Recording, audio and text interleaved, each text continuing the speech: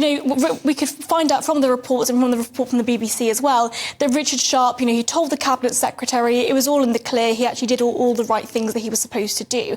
Now, you can sort of put the blame on the Cabinet Secretary for not letting MPs know, not making them aware of this situation, but also you can put the blame on Boris Johnson. Again, though, this smells corruption, and it's the same sort of scandal that you get with Partygate, the sort of corruption, this idea that you can't trust the government, but also that you can't trust the BBC and their impartiality. Has it ever been any different? And I know I'm sounding like the old one in the room, but back in the 1980s, I don't know if you've seen the reruns, but Yes Minister and Yes Prime Minister.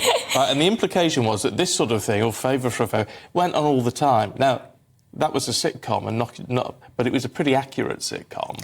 So this is, in one sense, is nothing new, is it? It's just that it's coming to light. And I think that's incredibly depressing, isn't it? I mean, the fact that we are sort of supposed to be so used to these corruption scandals, I think is depressing.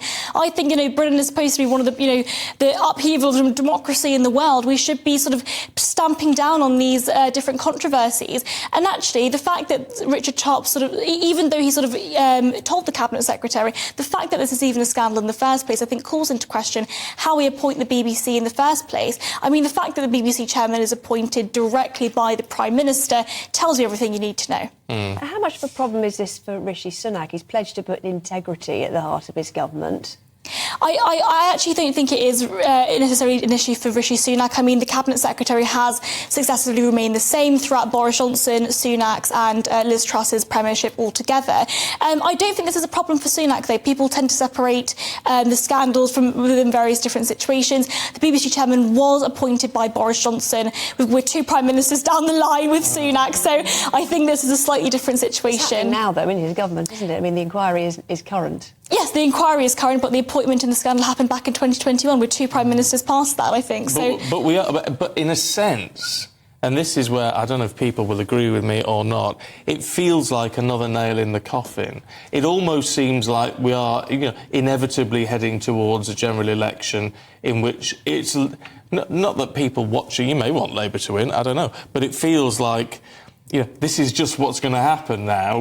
This is the electoral cycle. It's the other lot will get a chance now. Yeah, absolutely, and it is definitely the Labour Party's election to lose. I think what it doesn't necessarily damage Rishi Sunak personally, but it certainly adds that damage to the party. I mean, the Conservative Party are in hot water already. We've had successive scandals throughout all three past prime ministers, and I think that what this really shows is actually that these scandals will amalgamate together, even though they're sort of various different small scandals. They amalgamate together in order to create this sort of potentially what will steer the election towards the Labour Party if it isn't already. And what about Boris? What about the effect on Boris? Is it damaging for him?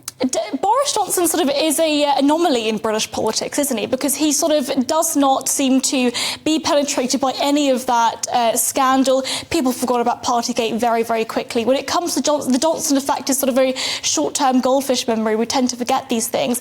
I do think, however, this sort of adds a reminder, remember Partygate. Now this reminds us actually that Boris Johnson isn't this sort of lovable buffoon that we want back in number 10. He did he was at the spearhead of a lot of these scandals, and actually maybe we shouldn't trust him.